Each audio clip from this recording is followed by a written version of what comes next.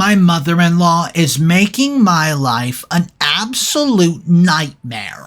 It doesn't seem like my significant other, aka her son, can even fathom in his mind how much of a problem she is, or maybe he's just a scared little boy. Well, you know what? I'm about to reach my limit. My husband and I have been married for 6 years now. I'm in a very happy marriage with just one tiny issue. My husband's mother is very, as he would put it, Asian. She did not initially take too kindly to me being white. My mother-in-law was an alcoholic and abusive when my husband was growing up. His one brother, who's actually a success, lives on the opposite side of the country. My husband and his brother were scapegoats, while my husband's other 2 sisters were the golden children. 5 years ago, she had a spot on her lung and claimed it was cancer. She refused to let the doctors find out what it was, and she did this thinking she could manipulate my husband into calling her. She also tried to use an insurance policy to get him to call her. His younger sister told him all of this simply because my husband cut his mother off permanently 16 years ago, and the last time he saw her was at his dad's funeral. Her place is about 4 hours away, and she started calling him 2 to 5 times each day. He allowed this and acted annoyed, but felt like he had to talk to her all the time because she was single and old. He visits her about once a month, and sometimes I go along too. If something came up and he could not make the visit, she got really depressed, cried, and made him feel like crap. I had not been able to see my own mother in about a year. Sometimes when we went to see her, his mother would suddenly have a flare-up of some undiagnosed illness, and then we wound up exhausting all of our time doing stuff for her instead. For a holiday weekend, we planned a trip to fly to see my mom. She lives in a really fun city, so there's lots to do besides just hanging out, with my mom. And my mom is a mentally healthy person who likes to visit for a while and then be cool with us doing our own thing while we're there. Anyways, we had this whole trip planned out, right? And then suddenly, his mother claimed to be in a ton of pain, and she needed us to take care of her. So we do. We go to his mom's house, and she's spry as heck. Nothing seems to be wrong with her at all. She insists on taking us out to get some food and go shopping, and the whole time she's just doting on her son in a way I find so repulsive. "Oh, I have the greatest son. He always helps when his mother needs him." Blah, blah, blah. His mother is way too into him, in my opinion. Their relationship is extremely toxic, and he's constantly made to feel guilty about how awful and lonely her life is, how much she needs him, etc. She acted like she was all alone and all the time, and she's just so lonely. But she lived in a senior neighborhood, and everyone knew her. They all wave, stop to talk, and make it apparent that they all hung out, play cards, and visit her. And, well, the church functions together. She had more of a social life than anyone I knew, from what I've witnessed. She also pulled the quote, "I'm dying" crap. Every time this time I knew. She somehow guilted him into extra visits. I was scheduled to be induced a month before I was going to be induced. She told my husband she needed him to take her to the hospital on the day I was supposed to be induced. She actually wanted her son to miss the birth of his child. When he told her he wanted to see his son be born and maybe her other children could take her to the hospital, she lost it. She said that none of us cared about her and she'll just die. She then stopped talking to us for a while.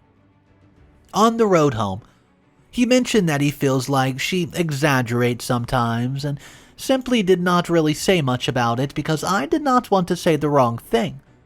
My mother-in-law had a rough year, and I do have a lot of sympathy for her. Her husband passed away and he had been suffering for a long time. He was in and out of the hospital for about 3 years before he died. This ended up being expensive and draining their entire retirement fund, which wasn't really large to begin with, from what I can tell at least. She used up everything to pay for her husband's medical care and their credit card debt. I could not help but project a future on her without wanting to live with us, just being a constant nuisance.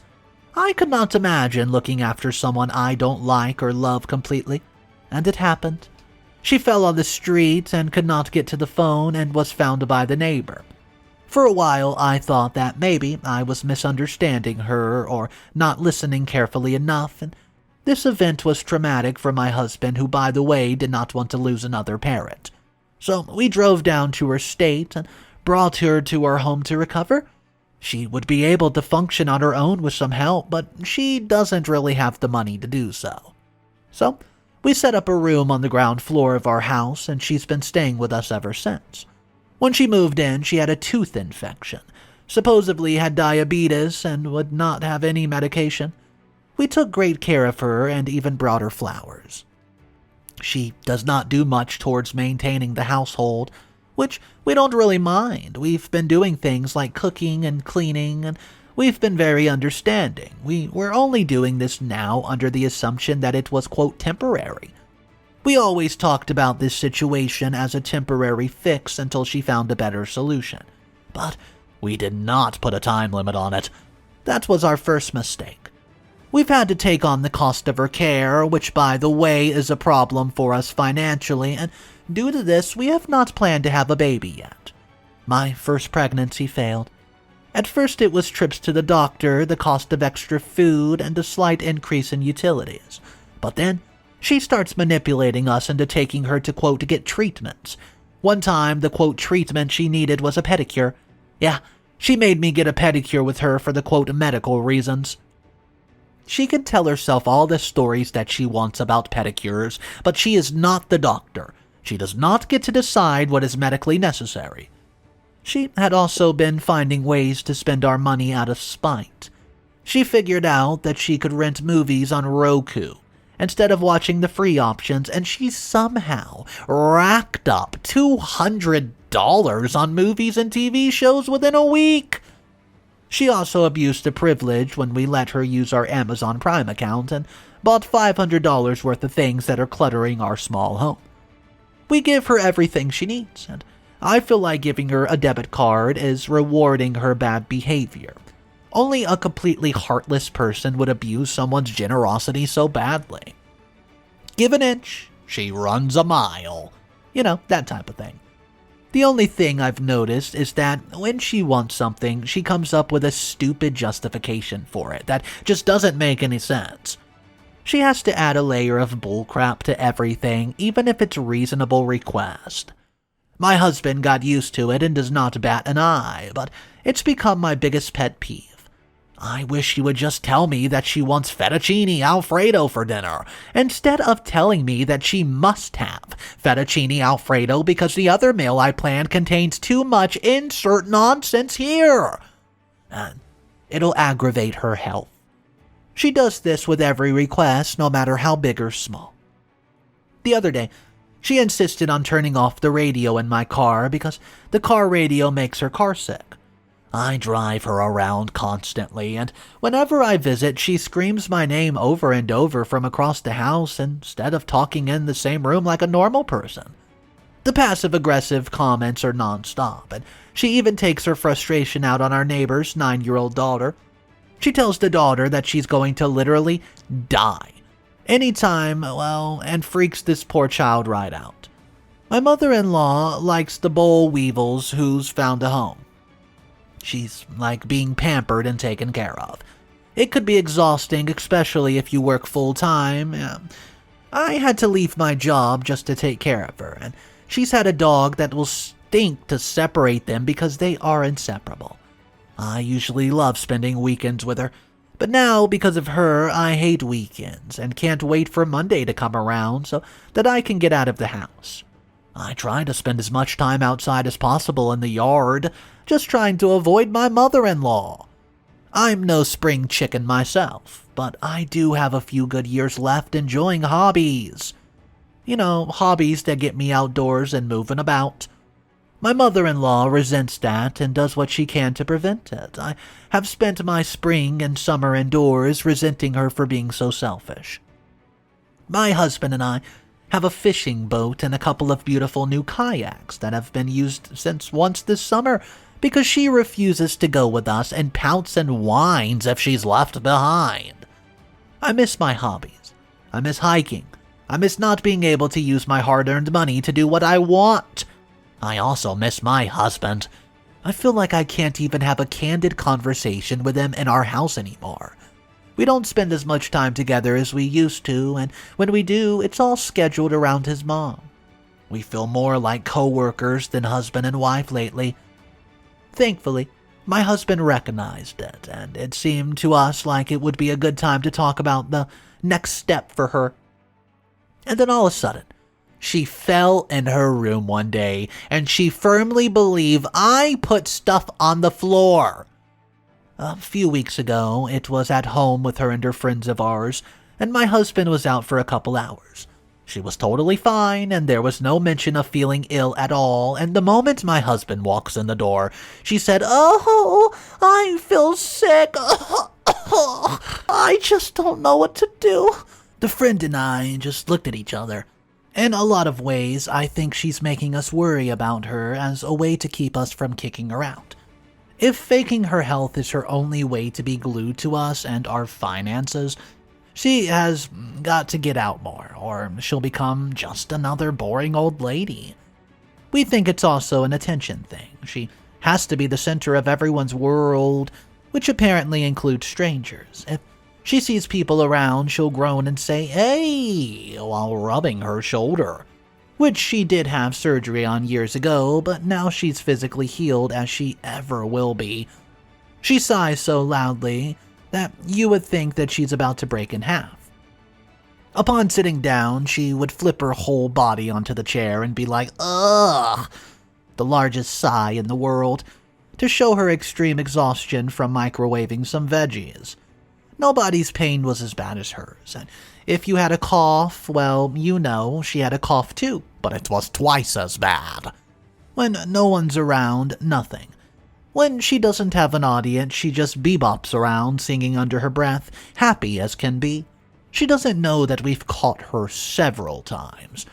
She then gets upset because we caught her trying to pick up a full case of water or grab heavy groceries when we weren't looking. So I asked, "Are you moving out of the house? I heard you're having trouble with the stairs." No. She's, quote, fine. But then a month later, she'll tell one of her 4 children that, quote, something is wrong. The doctors, they're looking into it, and I guess to see if they're worried about Mommy and call the other siblings to go see Mommy right away. She might have cancer, etc. Before my father-in-law passed, it was about how bad his health was and how hard it was for her. But now it's all about her. By the way, she's not forgetful, senile, or demented, which would excuse trying to help. She's like 50 years old and knows better. She claims she can't work due to straining herself, but then will try and move a furniture set at home. When we're all standing there offering to help, she says no. It's an attention game, I'm telling you. Every time something good happened to someone else, she suddenly gets sick. This happened even before my husband started taking her seriously. A couple of times, she even put herself in the hospital on purpose by overdosing on her medicine to keep all attention on her during some really important family events. My husband's siblings directly witnessed 2 of these events, including the ODing, so they're kind of traumatized by it. After that, they stopped caring about her, and what did she do? Because who the heck does that? This is emotional terrorism. You know everyone's going to freak out if something bad happens to you, so you do things to yourself on purpose so you can have the captive audience. And in hindsight, she always has an episode when she knows that we have something special going on. She did it on my birthday, she did it at Christmas, she did it when we took time off to go to a friend's wedding, and there's an obvious pattern. I come from a medical background, and nothing she says makes any lick of sense. She even once complained that the cocktail of drugs she was on was making her too tired to, quote, function. I asked to see her RX bottles so I could make sure that she was taking the right doses and following the instructions, but she would not allow me to see the bottles. It's just all too fishy. She also said that She had surgery once and then months later was talking about how the doctor was considering scheduling her for the same surgery this fall. I said, quote, "Didn't you have that surgery last spring?" She said no and then nervously changed the subject, and she was driving me crazy. I wanted her out of my house. It's not like she doesn't have a home to go to. There's no doubt that she'll have a real health problem as she ages, but she currently doesn't have any. She lies about having these problems, and I say this with 98% certainty. I just constantly catch her in lies about doctor visits, medications, treatments, you name it, and I firmly believe it's all BS. She never allowed any of us to go with her to her appointments, which were shopping trips. I've been dialed in for a long time now, and it's all madness and contradictions. She's a liar, through and through. She faked a major medical event 4 days after she was in a minor car accident, and then refused to let us take her to the ER, even as she was telling us that she could feel her brain bleeding. The whole story's a giant disaster that I don't want to get into, because this is already long. We finally took her to the ER, and she had an MRI, several other tests, and we followed up with a neurologist and many other specialists. She was given a clean bill of health. She was still faking symptoms, but I'd finally admitted to myself that I just did not believe her. It's a ploy for attention, and I'm tired of taking me and my husband for fools. It's an all act to get attention because she is not sick. Now, it's just blatantly obvious she faked her health all these days as my husband's siblings were not taking care of her. And she thought my husband was too naive to take her in. I think that she drives me a lot crazier than she drives my husband, so I'm not sure where his tolerance level is. He does not get the brunt of her bad behavior, and she behaves slightly better around him, though she still can't seem to help herself. She seems to think that we're some kind of old-fashioned household where my husband calls the shots and I simply obey. She thinks that if she stays in his good graces, nothing bad can happen. We both pride ourselves on being equal partners in the relationship. We see her different treatments of us, and he does apologize to me a lot on her behalf. But apologies simply won't cut it for much longer. I brought him with me to confront her about loving the attention that she gets when she gets sick. He told her that when she is actually sick, we won't believe her if she keeps that up. I flat out told her that she's making it up for attention. It has to stop now, or she's going to end up in a state-run retirement home because we don't have the patience for it. She just stared and did not say anything, so fast forward to now. My mom had a habit of buying a lottery ticket for every month for fun. I never had any notion of her winning because I remember a statistic once that said men in California have a higher chance of actually being Brad Pitt than winning the lottery. One morning, we heard from her that she won the type of money where you could pay cash for a 3-bedroom, 2-bath house with about half an acre in a country where housing prices were below the national average. After the lump sum fee and after the taxes, she won around $2.6 million. She spoke some choice words and left the house the next day. 70% of lottery winners go broke after a few years, but my mother went broke in just a few months. What she did was invest most of the money in a combination of mutual funds, REITs, and a preferred stock fund for a non-steady hands-off extreme high risk. Solid return approach.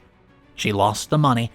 We're not sure exactly how, but we just know that it was some sort of fraud, and came crawling back to us explaining everything. Instead of sharing the lottery money with family who helped her during her hard time, she decided to be selfish. And then what happened? Now she wants to come back?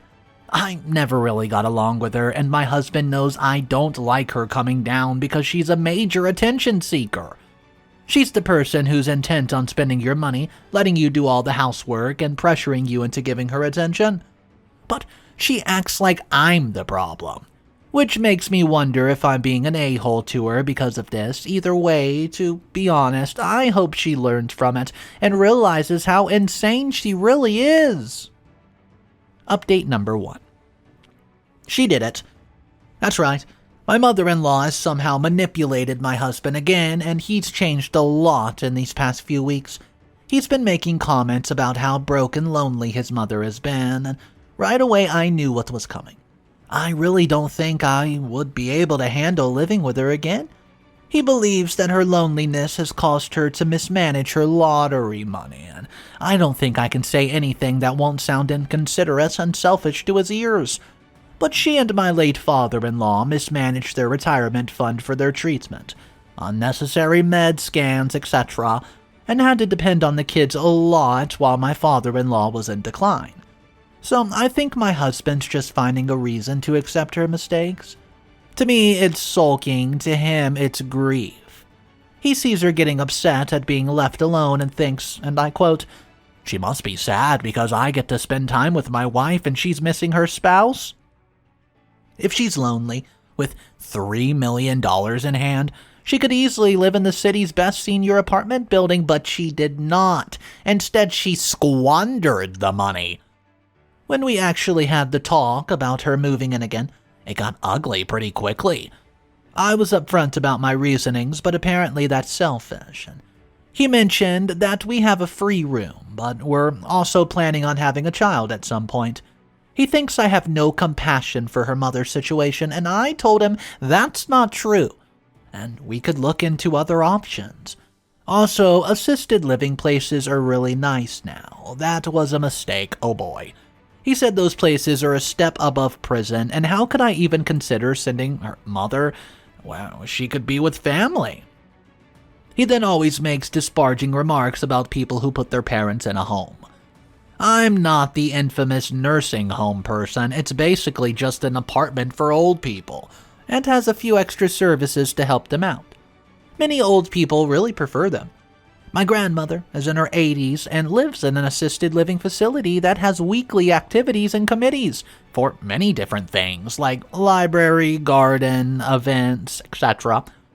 Tons of people her age with lots of optional activities get her daily dose of human interaction. She really likes it. It's like a sorority house for old ladies. Those communities have outings, concerts, classes, computer help, meal plans, social events, and shared interest groups. Lots of older folks absolutely love being there. Also, a friend's uncle moved into one that was basically an apartment complex, with nurses hanging around the kitchens. They also had a cafeteria area where you could go down, have a little meal if you didn't want to cook one for $1, or if you had guests that you didn't want to cook for. It was a safe place for him to live, and it did provide some activities and day trips, and he was able to come and go as he wanted. It's nowhere near a prison. The people who try to guilt all of you and just sundry into keeping family in the home at all cost are those who have no clue about how stressful being a full-time caregiver can be. The majority of this burden falls on me, and I don't want to lose my career just so that I can take care of my mother-in-law. If people who want someone cared for in their home actually did it themselves, they would see how hard it is. I'm just trying to figure out how to bring it up in this sensitive way. Unfortunately, I can't find his spine for him. If I try, I'll just be that woman who tries to come between mother and her son. I don't want to sound like I want to drive a wedge here. I just want him to set some boundaries, or we're going to keep having problems. I don't want to have a woman versus woman scenario because things can get pretty ugly. Update number 2. Me and my husband had a serious discussion about what to do with my mother-in-law. Can this temporary finding be something of a good until assisted living facility for your mom that you're comfortable with? If not, what's your living situation going to look like in 5 years? 10 years? 15 years? I mean, for how many years do you think that we can do this without breaking down? It may become the living situation for decades to come and may cause even worse issues down the road if she moves in. And then we need her to move out. Heck to the no. What's your goal? I asked. To live out the rest of your life with you and me? How long do you think our marriage will survive this? I asked. This needs to be talked about right now because you are not her primary caregiver. Plus, this will prevent us from having the family life that we want and from having a child. I also told him that if his mom starts to get wind that I want to get rid of her and you don't, she'll apply emotional blackmail in order to drive a wedge. If we do not present a united front, then it may very well prove the end of our marriage. My mother still calls him twice a week and says she's unable to get up from bed. We visited her house yesterday, and when she started her act, my husband says, "Well, if you're that sick, I guess we'll go home. We'll see you when you're feeling better." "Oh, no, it's not that bad." "Oh, well, if it's not that bad, Ma, it's not bad enough for an ambulance. You must need rest. We're leaving." I don't know how long I have left." I sincerely looked at her and said, "None of us do. That's why we live every day to the fullest." It's come up again. That response was suggested to me, and it's the best. I see my husband's just done with the whole ordeal, but he's not entertaining the idea of an assisted living facility, because of money as well. My husband's siblings need to suck it up and help. Between all of them, it would be more affordable and easy, and if they chipped in to pay for her assisted living, as there are 4 children, they only need like $100 a month. It might be able to cover the cost with her insurance as well. My husband called in for a family meeting the day after tomorrow, and it's time to sit down with the siblings and figure this crap out. It's not fair that me and my husband are doing all the heavy lifting financially and emotionally. My mother-in-law will most likely reach out to other siblings to triangulate and make us out to be the bad guys. Well, let's see what happens.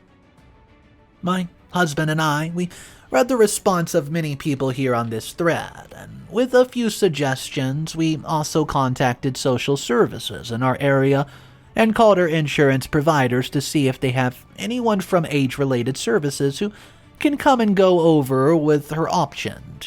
In-home nurse, occupational therapy, physical therapy, day homes, that sort of thing. She should be able to get some Social Security death benefits from her husband, as they've been married long enough. This should help a little in the money department. Since she has a house, we can't get her certified for government assistance, aka a nursing home, as she cannot demonstrate that she has no assets. I promise to update you guys soon. Update number 3. We've just came back from the hospital. It looks like my mom has been sick for the past few weeks. She overstates her lack of health, but in doing so for decades, she's actually caused herself to become what she pretended to be. It's sad that she spent 30 to 50 years slowly turning herself into the helpless, invalid person that she always pretended to be. At the meeting, they said that my husband's income is more than his siblings' combined incomes, and his sister's husband is currently going through chemotherapy.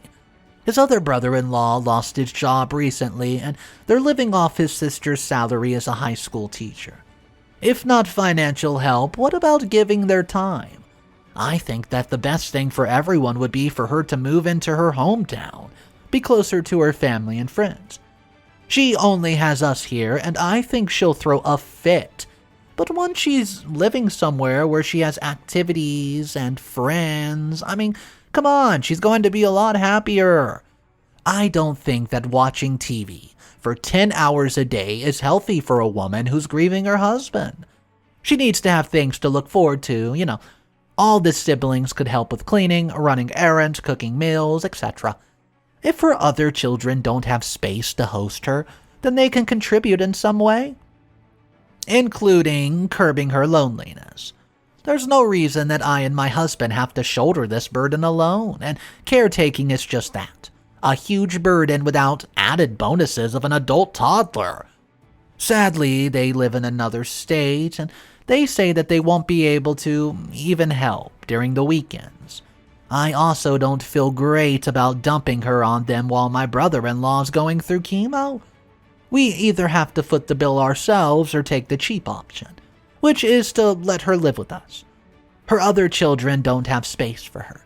So, we let her know that if we let her live with us, then she needs to accept that is our house and our rules. She can be grateful for our help. If she can't be grateful, then other arrangements must be made. She's moving in with us on Friday. Update number 4. This woman is catered to in every possible way because she knows her son and his wife are terrified of her pouting about something. Why would she ever want to move out of this dream scenario? At this rate, she's definitely planning to live the rest of her life with her servants providing everything she desires. She's 60, not 90.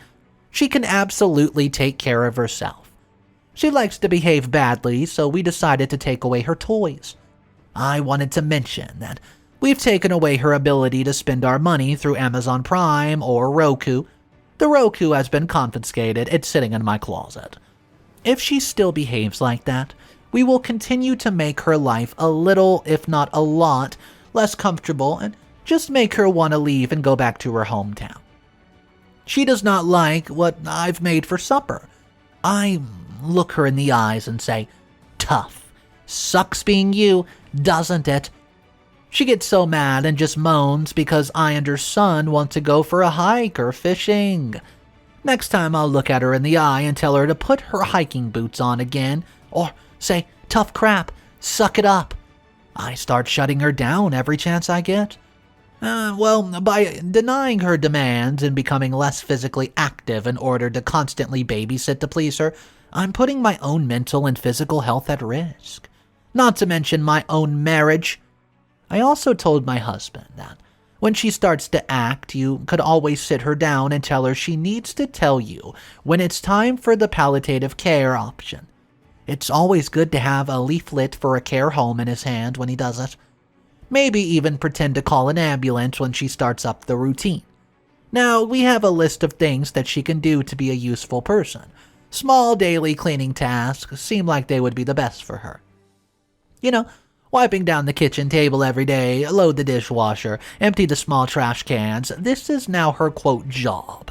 Unless she wants to get an actual job, which seems unlikely. For every week she does her job, she gets X amount of money dumped into her account. She can use this for whatever she pleases. At the beginning of each month, this is when we do bills. We will figure out how much extra she cost us. Did we get her a pedicure for $20? Did we take her to the ER and spend $150? Is she buying random crap online on our cards? Did she run the water out, spite running the water bill? We'll add it up, bill her, take it out of her account, nothing in the account. Well, she's now working it off and won't get more until it's paid. Since we have a decent public transportation here, I'll get her a bus pass. We'll give her a place to live, transportation, a job, a paycheck, a regular bill like everyone else. So if she, quote, needs an emergency visit to the ER and it ends up that nothing is wrong with her, well, she's losing out on her spending money. She's probably not going to want to charge $200 on the Roku when it's her, quote, own money. We aren't her caregivers either. Not really. Caregivers are trained. They get paychecks. They can leave some things for the next shift. We're the relatives who are stuck with her. She wants to act like a diva on a cruise, and we don't have to sit around for that.